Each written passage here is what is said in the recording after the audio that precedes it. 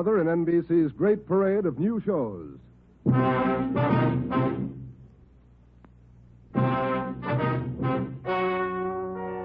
and gentlemen, the story you are about to hear is true. Only the names have been changed to protect the innocent. NBC brings you Dragnet.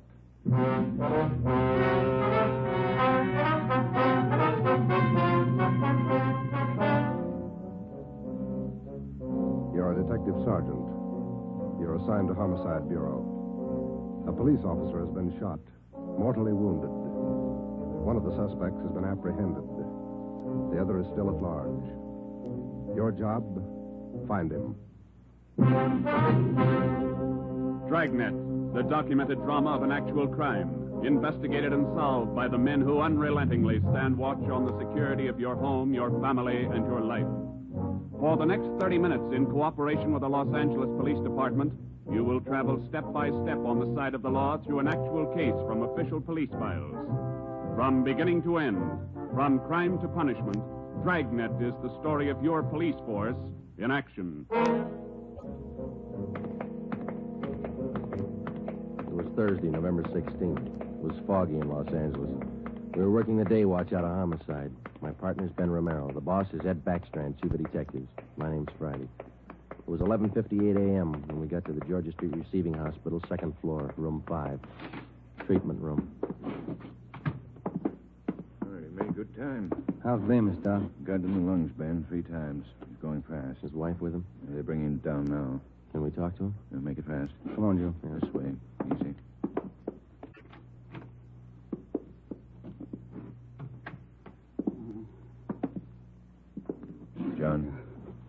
John, it's Friday and Romero. They want to talk to you a minute. Doc, it burns. My chest. Burning up. Nurse? Yes, Doctor? The hypodermic. Yes, Doctor. Yeah, easy. All right, fellas. Don't take too long. John, it's Joe Friday. Can you tell us how it happened? Joe. How'd it happen, boy? Can you tell me? Can't figure it, Joe. Why'd he do it? We gotta find out. Now, how'd it happen? I don't know. I was directing traffic. East Broadway and First Street. Gray coupe. Pulled up for the stop. Gray coupe. How many men in the car? How many, John? 2. Gray coupe. Pulled up for the stop. In the pedestrian lane. Went over. Gonna ask him to back up. Back up out of lane.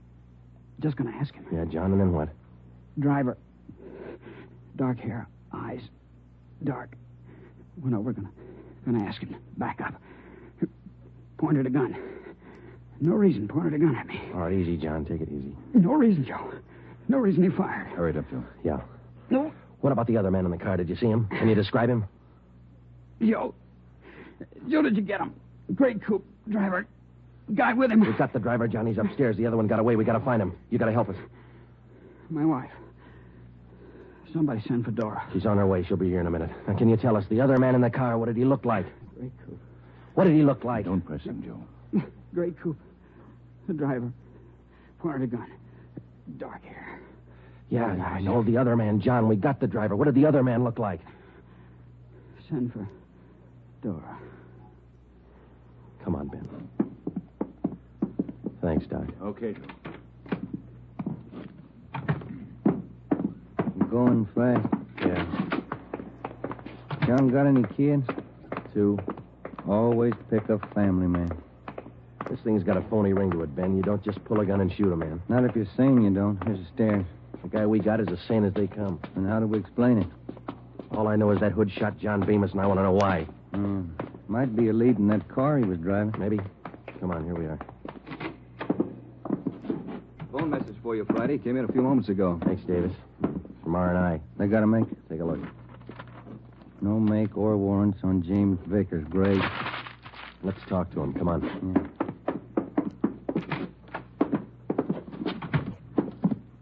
Minor wound, Joe. Bullet penetrated the fleshy part of his hand. Didn't touch the bone. Thought this guy had an arm wound, too. Just a neck, man. That officer you shot, Vickers, he's dying. Is he? He's a family guy. Got a wife, 2 kids. Has he? Why did you shoot him, Vickers? Ask him. We did. Then you know the reason. Said there wasn't any reason. That's right. Look, we're going to make you on this, Vickers. You know that, don't you? I don't know anything. Why'd you shoot him? Shut up. Why'd you shoot him? Joe. Yeah. Davis? Yeah? Stay with him. Right. Doc, get us an MT slip on this guy, will you? We'll be back in a minute. Come on, Ben. All right, Joe. I'll have it ready. Too big, punk. Easy, Joe. Oh, easy nothing. I've seen too many good cops like Bemis cut down by punks like that Vickers. Getting mad won't help. Come on, down the stairs. Back to see Bemis? Why? Just for the record. I want to see if the doc thinks it's okay for us to bring Vickers down. I'd like to have Bemis definitely identify him as the guy who shot him. We've got 3 good witnesses. An identification from Bemis will clinch it. I want to see Vickers get everything he's earned when he goes to court. Here we are. Yeah.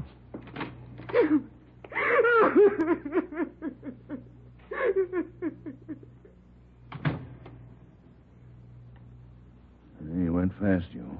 Yeah. That his wife? Yeah. She make it in time? No? Did he say anything that'd help? No, it might. He said a prayer.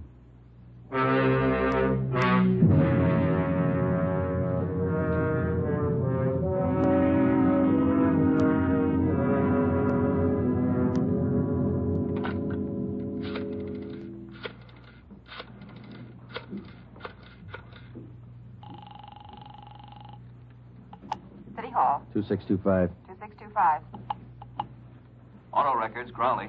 Joe Friday, Vince. What about a make on that car used in the Bemis shooting this morning? Yeah, Joe, been trying to get a hold of you. Where are you now? Georgia Street, 2nd floor. What about the make? Car was reported stolen yesterday afternoon. Registered to Harold Simpers, 716 Everett Street. Report said the car was taken from a parking lot at Grand and Wabash. Okay, Vince, thanks. What about the guns they found in the car? Lee Jones still has them over at the crime lab. He's running them through. No word yet? No. You make out the impound report on the car, Joe? Yeah, recovery report, too. They're still dusting for prints. MT slip ready, Doc? Yeah, right here, Ben. Medical card, history, MT slip. You ready, Vickers? Yeah. All right, put out your wrists. Put the cuffs on him, Ben. Watch his hands. You saving me for the hot lights? All right, let's go. I'm not going to jail. You're in jail now. Looks like a hospital. Bars on the windows, aren't All right, come on. Give me a smoke. Here. Okay. Light. What do I get if I open up? No deal. Might talk, make it attractive. Who was the other guy in the car? Hitchhiker. I always give rides. Then why'd he run when we chased you? Maybe he was scared. You're part of a gang. Maybe. Who was the other guy? What's it worth? Oh, come on, Vickers. You're wasting our time. Where are we going? All right. My hand hurts. I want to call my own doctor. You hear me? Yeah. That cop pulled his gun first. I can prove it. Yeah, down the stairs.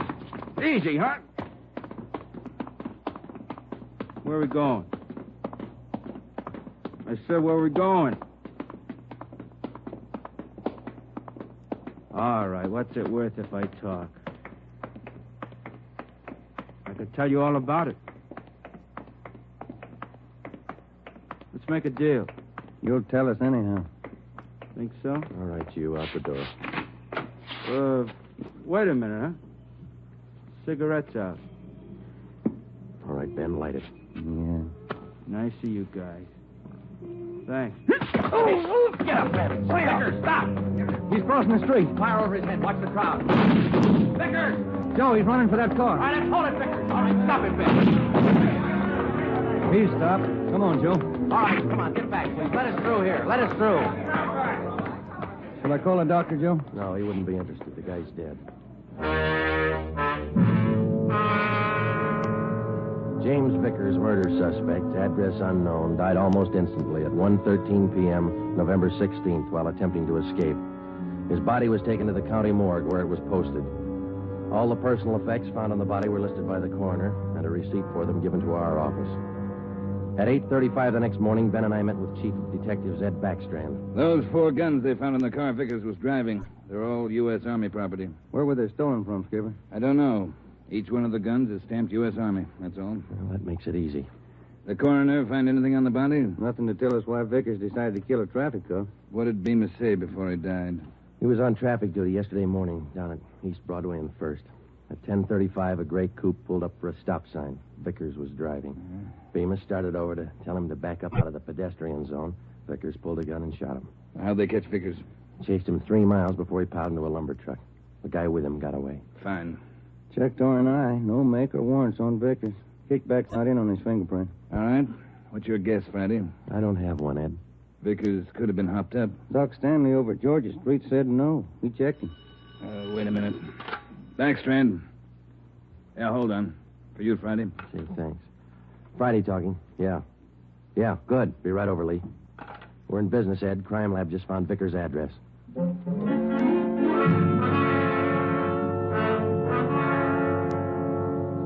There it is, Joe. Thanks, Lee. Let's see, huh?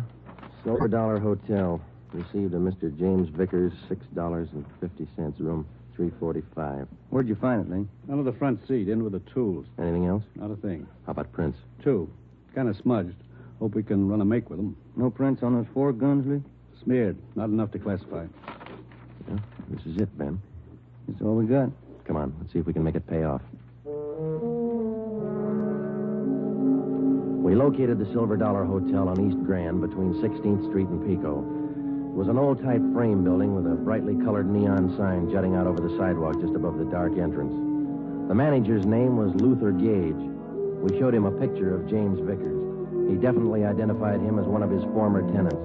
He told us that Vickers had stayed at the hotel 1 week in room 345 and that he had checked out 2 days ago. Was Vickers staying here alone, Mr. Gay? Yes, alone. Quiet man. Did he have any visitors? Maybe. Wouldn't know. Paid his bills. Spent most of his time away from the hotel. Good tenant. Did Vickers have any friends here in the hotel? Maybe. Fell in the room next to Mr. Vickers. He still lives here. 2 of them used to be kind of thick. Can we look at that room Vickers stayed in, Mr. Gage? Let's see. Yes, it's still vacant. All right, this way. This man Vickers was friendly with. What's his name, Gage? Knight. Raymond Knight. Room 343. Is he in his room now? No. Went out about 8 this morning. Here's the elevator. How well would you say Knight and Vickers knew each other? Couldn't say. Good tenants, both of them. Pay their bills. Did they go out together? Seem to know each other well? Wouldn't know. I don't pry. Look, this case involves murder, Mr. Gage. We told you that. We'd appreciate your cooperation. Cooperation don't pay the rent, Sergeant. 3rd floor. This way. Here, 345. Open it up.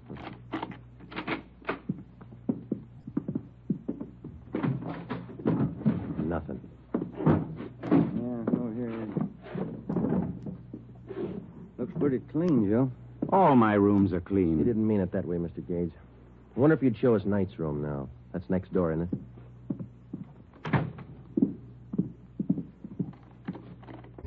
I don't know about this. Poking into other people's rooms. Not regular. Neither's murder. Come on, let's go. Does Mr. Knight have this room to himself? Sure ask questions, don't you? No, Knight has a friend staying with him. About 2 weeks now. Not in much. Is he in now? Don't think so. Ben, watch it! Oh, drop that, you! Bad shot, Mr. Gage. Look out!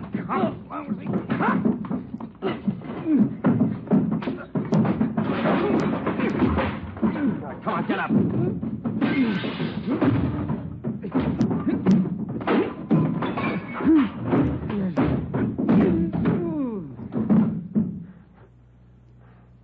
Ben? He's out cold. Look what you've done to the room. I thought you said Knight wasn't in. He isn't. This is his friend. Great friends. 45 automatic in his hand. 38 snub nose in the bureau, another 45. Look in his bag. I don't pry. He pays his bills. Good tenant. Yeah. Can I get outside on this phone? Yes. All outside calls are 10 cents. Yeah. Here. Have to keep the books straight. Sure you do. Who's going to pay for the damage? Ask Mr. Knight's friend here. Well, say... Why worry? He pays his bills. Good tenant. I called Ed Backstrand, and he sent out a special detail to stake out the hotel and bring in Raymond Knight if and when he returned. Ben and I drove to the Georgia Street Receiving Hospital where Doc Stanley patched up the cut on Ben's scalp and treated Raymond Knight's friend for simple cuts and bruises. From papers found in his wallet and in the hotel room, he was identified as Frank Gannon, 9896 Wasatch Street, Kansas City, Missouri. When we got to headquarters, we had Gannon taken to the interrogation room where we questioned him briefly. He told us that he was a self-employed watch salesman, and that he was in the city on a business trip. He admitted friendship with Knight, but not with Vickers. We booked him at the county jail for assault with intent to commit murder. The 3 guns found in the hotel room were turned over to the crime lab. We reported back to the office. Joe, my head's pounding like mad. That Gannon's a mean. Yeah, it's a nasty crack. I got some aspirin in my desk. Might help. You're on. Hi, boys. Rough day. I don't get much rougher, Eddie. Message for you on the desk. Well, I'm going to eat. Starving. Right, Tracy. What is it, Joe? Jones got a make on those prints he lifted off the car. Let's see. Yeah, something else in there on James Vickers. Wanted 10-14-43, desertion, U.S. Army. That could account for those stolen Army guns. Yeah. What about the make on those prints Lee found? Let's take a look. Vance Taylor's. Good solid record. 4 burglaries, 2 armed robberies, 2 assaults. Wait a minute. Here's the mama sheet. Born so-and-so, age 36, height. Alias John Fields, Harold Grant, Tom Bissell, Joe... Hey. Yeah, alias Raymond Knight. The other man who rode in the car with James Vickers the morning he shot down Traffic Officer Bemis finally had been identified. Vance Taylor, alias Raymond Knight. Well, that still didn't explain the unprovoked murder. It didn't explain the 4 guns found in the car or the 3 guns found in the hotel room. An assortment of arms like that could mean something big, but we didn't know what. Gannon's sudden willingness to shoot it out in the hotel room meant something, too, but we didn't know what. We had Gannon brought back to the interrogation room. Hi, Gannon. Have a seat. Everything all right? I'll bet you're worried. No, we're not worried, Gannon. You ought to be. Don't make me laugh. You're tied in with Raymond Knight. That's enough for us. You send me up for it. We're going to try. Big talk. How long did you know Vickers? I didn't. Funny. His prints are all over one of those guns we found in your room. I'm not worrying. Then you better start, Gannon. Vickers and Knight killed a man. If you run with him, your hands are dirty, too. I room with Knight, that's all. Knight didn't come back to the hotel. Where is he? We're not that close. You share your guns and your friends. That's close enough for us. I don't know Vickers. You mean you didn't know him? I said I don't know him. We got Vickers, Gannon. He's dead. Good story. Okay. Come on, Gannon. Let's go down to the morgue.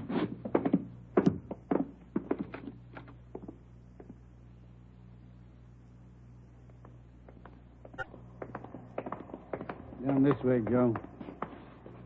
Cold today, isn't it? Yeah, it's damp. Bad sinus weather. Now, what is all this? Never seen a corpse before? No, I'm not in this. Take me back. I don't want to look. You can close your eyes. Take me back. I don't want to look. Here we are, fellas. Slam 45. This way, Gannon. I get sick. I don't want to look. Throw back the sheet, Fred. Take a good No. look, Gannon. No, he's Knight's friend. I'm not in it. Who is in it? I don't know. Take me out. I'm sick. All right, Fred. Thanks. Okay, boys.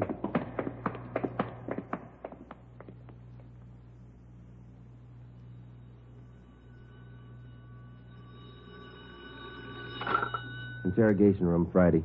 Joe, on stakeout at the Silver Dollar Hotel. No sign of Raymond Knight. Keep you posted. Okay, Dave. Thanks. How long does this go on? I can call a lawyer, you know. And you better call one right away, Gannon. They just picked up Knight at the hotel. He's incriminated you. You're a liar.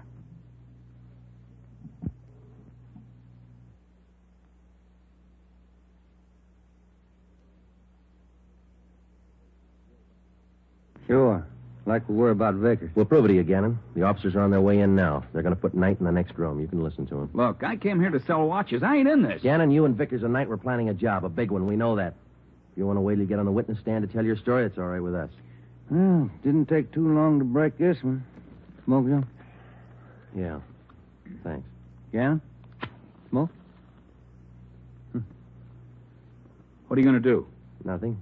Just kill a little time. They bring in Knight. You haven't got Knight. I haven't unwrapped them yet, Joe. You want to check me out? Okay, open them up. Give him a good shuffle, huh? You're going to have some time on your hands, Gannon. Want to learn a new card game? No. Suit yourself. It's a good game for two. Better with three. Sure a lot of cards. Yeah. You got 2 decks there. Well, first off, this game is quite a bit like gin rummy. Yeah? There are 8 of every suit. 4 jokers. Jokers count 50 points. Mm-hmm. Red 3s count 100 points each. If you get a black 3, you can freeze the deck. Oh, I see. I shouldn't say deck. In this game, they call it the pack. A pack? What's a pack? Well, it's the discard pile, same as in gin. You get a red 3, you can freeze it. No, it's a black 3. Well, what happens when you freeze it? Nobody can pick it up. Oh, I see. All right. Let's deal out a dummy hand here. Fine game, Gannon. Sure you won't change your mind? You don't want to play, Joe. All right, now in two-handed, you deal out 15 cards, see? How many can play? As many as 6, I think. I've only played up to 4.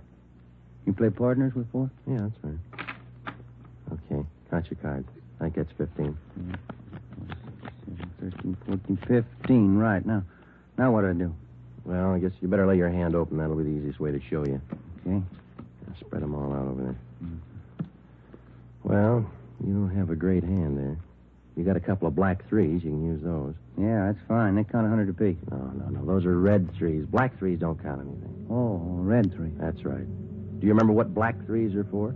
Yeah, you can use them to freeze a pile. Pack. That's right. The pack. Well, you know what I mean.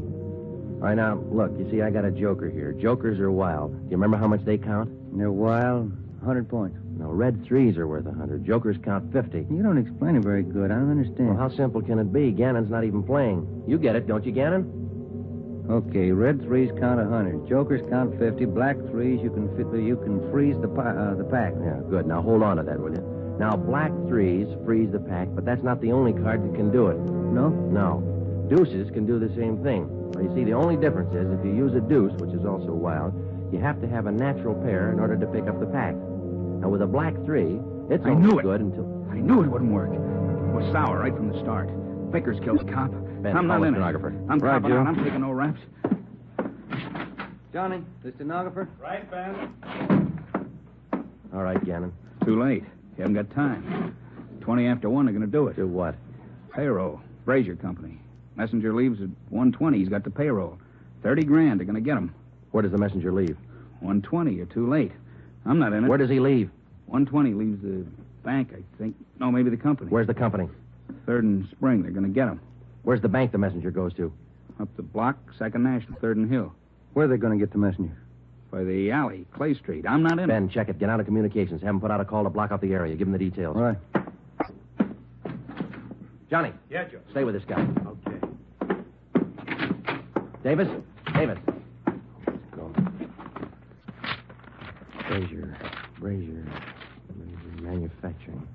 Olympia.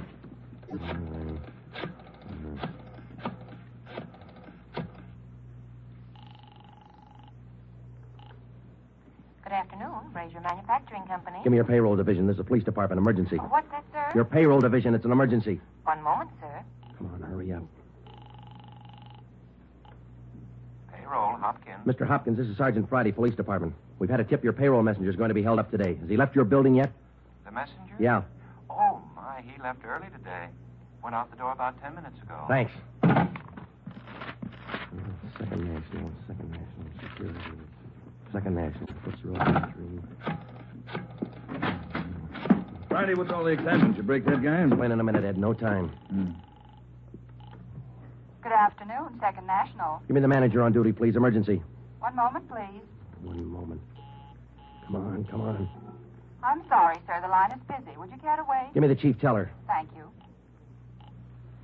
Chief Teller, Waters. This is Sergeant Friday, police department. Emergency call. Has the payroll messenger from the Brazier Company left the bank yet? Well, I wouldn't know, Sergeant. Just a moment. I'll have your call switched. Yeah. Operator. Beatrice, would you give this call to Miss Chalmers? It's important. Thank you, Mr. Waters. Miss Chalmers, good afternoon. Miss Chalmers. What's the matter, Friday? You sick? Yeah, I'm sick. Miss Chalmers, good afternoon. Miss Chalmers, this is Sergeant Friday, police department. Has the payroll messenger from the Brazier Company left the bank yet? From Brazier? Why, yes, not more than 2 or 3 minutes ago. And he had the payroll with him? Of course. Thanks. Got a tip on a payroll sticker, Ben. You coming? Yeah, let's go. Ben, down this way. Coming. Let's hustle it. Down the stairs. Communications get the story? Got it on the air now. Where's this Brazier Company? 3rd and Spring, about 5 blocks from here. Come on. Here's the garage.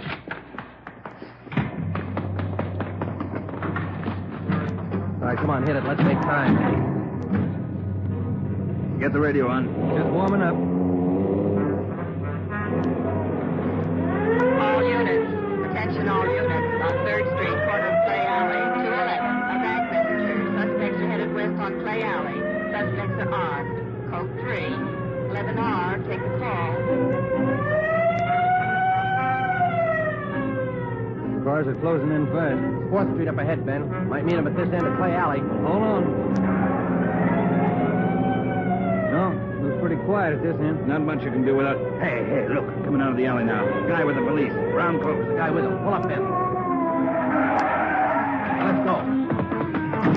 All right, you two, hold it. They're running for it. Come on. Ben, what's this about?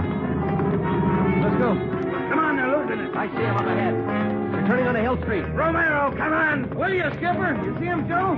Heading for the subway terminal. Yeah, they're going into the crowd. Don't lose them. All right, I'll take the ramp to the left. Ben, go with him. I'll take the one to the right. You see him, Joe? No, I lost. Now, wait a minute. There they are, over the turnstile. Come on. Joe, they're off the platform. They're crossing the tracks. Ed's got one of them. Come on, over the turnstile. Come on, Ben. Joe, the other guy. He's down into the tunnel. He's straight. Come on, after him. Hug the side. He's trapped, Ben. There's a train coming through.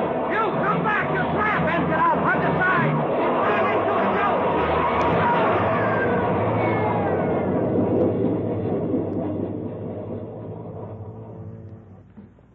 You all right, Joe?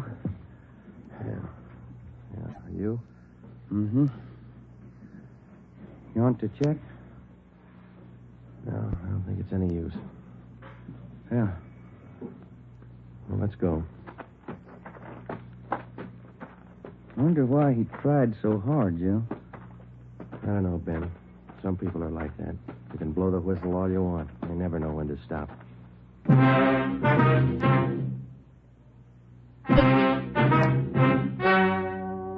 The story you have just heard is true.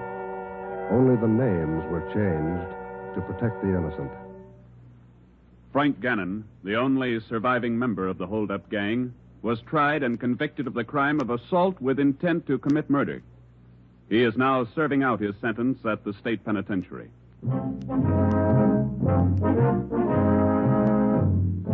You have just heard the 16th in a new series of authentic cases from official files. Technical advice for Dragnet comes from the office of Acting Chief of Police W.A. Wharton, Los Angeles Police Department. Tonight's program is dedicated to Private Richard H. Taylor of the Washington, D.C. Police Department, who on the evening of December 13th, 1946, gave his life so that yours might be more secure.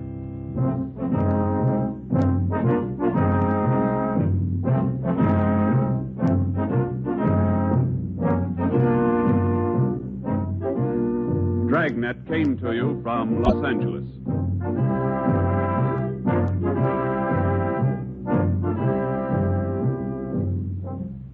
Phil Harris likes a great deal about the South.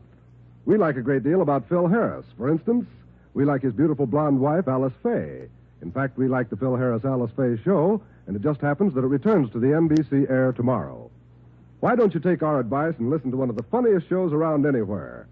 That's the Phil Harris-Alice Faye show tomorrow on most of these same NBC stations.